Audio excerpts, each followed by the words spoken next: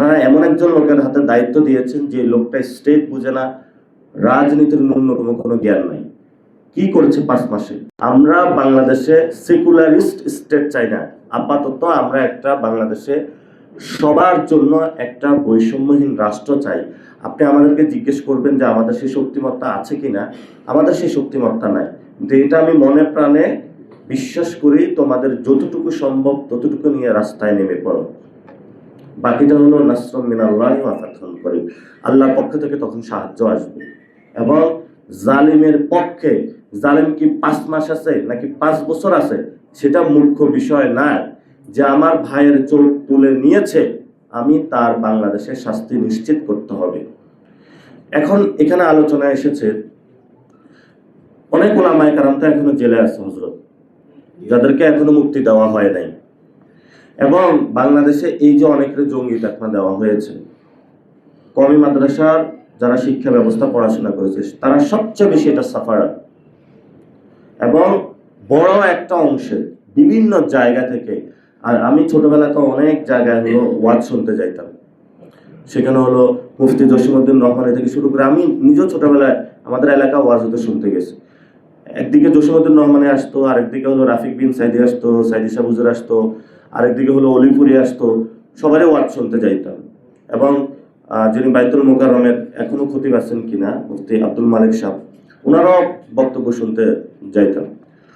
আমরা সেই জায়গাটায় এখনো মনে করি আপনারা যদি কাজ করেন একটা স্টেটের জায়গাতে, আপনাদের সেই সক্ষমতা সুযোগ আছে, সবকিছু লিখিত আছে যে কিভাবে একটা স্টেট চালাইতে হবে, সবকিছু আছে আপনাদের কাছে। এবং ইতিহাসে এটা অনন্য উজ্জ্বল দৃষ্টান্ত আছে। তাহলে আপনারা দায়িত্বটা নিচ্ছেন না কেন? আমি আশা করব যে এই জায়গা থেকে আসবেন, কিভাবে মডার্ন স্টেটকে আমরা ডিল করতে পারবো সেই জায়গাটা আসবো। গতকালকে একটা বড় একটা ঘটনা ঘটছে পুরো বিশ্বে, সেটা হলো আপনারা দেখেছেন শেখ হাসিনা, মানে সবাই লাইভে বসে ছিল যে শেখ হাসিনা ভিডিওতে আসবে, কিন্তু আসে নাই। তো শেখ হাসিনা হলো এই অফলাইনে গরম বক্তব্য দিয়ে যাচ্ছে এবং তারা একটা প্রেস মিট করেছে ভারত রাষ্ট্রে বসে। ভারত সরকার তাদেরকে যে অপরচুনিটিটা দিয়েছে, এই সুযোগটা দিয়েছে, তারা বরাবরই স্পষ্ট করেছে যে আমরা তোমাদের বাংলাদেশে যারা মুসলমান তাদের বিরুদ্ধে আমরা যারা একটা বাহিনী তৈরি করেছি, এই বাহিনীদেরকে প্রটেক্ট করব। এখন সেই সময় আমরা অনুপ চেটিয়া থেকে শুরু করে বাংলাদেশ সবাইকে প্রত্যার্পণ করেছিল। আমরা যদি 7 সিস্টার্সে যারা স্বাধীনতার জন্য আজাদির আন্দোলন করতেছে বা অন্যান্য জায়গায়, আমরা যদি বাংলাদেশে সেই সুযোগটা করে দিই, যে বলবো যে তারাও নিপীড়িত মুসলিম, আমরা তাদেরকে ওই সুযোগ তৈরি করে দিচ্ছি, তখন পরিস্থিতি গোলাটে হবে তো বাংলাদেশে এবং পুরো সাউথ এশিয়াতে। এবং সেখান থেকে ফরেন মিনিস্ট্রি একটা স্টেটমেন্ট দিয়েছে, সবাই বাংলাদেশে সাব্বাস সাব্বাস বাঘের বাচ্চা বলে চিল্লানো শুরু করলো। একটা ফরেন মিনিস্ট্রি ওইখানে শেখ হাসিনা বসে রীতিমতো প্রেস ব্রিফিং করতেছে, সবকিছু করতেছে, ওইটা ডিল করতে না পারে সে প্রেস রিলিজ লিখতেছে, সবাই তাকে বলতেছে বাঘের বাচ্চা। আমার এটার কোনো যৌক্তিকতাও পাই নাই, কোনো কিছু পাই নাই।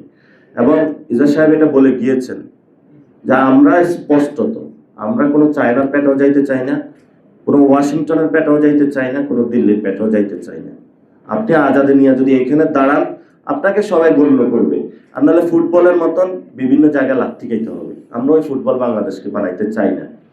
ওইখানে অন্তর্বর্তী সরকার আপনারা আলোচনা এসেছে, আমরা তো হলো সিনিয়রদেরকে দায়িত্ব দিয়েছি, দায়িত্ব দেওয়ার পরে সিনিয়ররা নিজেদের মতন চালাইছে, আমাদের জিজ্ঞাসা করেনি।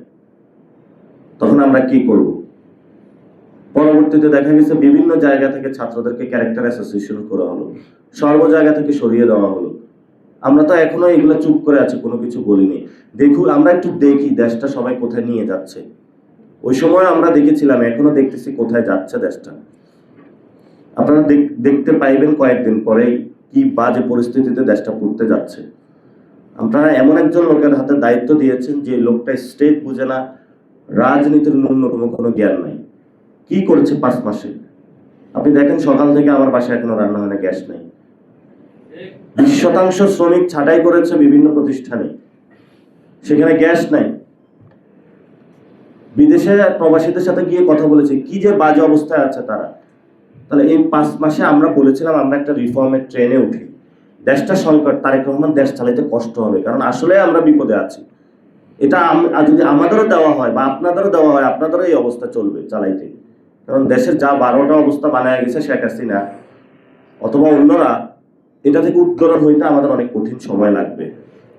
তাহলে উত্তরণ করতে হলে তারেক রহমান যদি একাই নিজে চিন্তা করে আমি ঠেলে হিমালয় পাহাড় জয় করে ফেলবো, এটা তো তারেক রহমান পারবে না। কারণ ওনার কি আমরা বিরোধী নাকি? আমরা ওনাকে বলি যে আপনার এটা করতে হবে, আপনি সবাইকে নিয়ে ঐক্যবদ্ধভাবে কাজ করেন।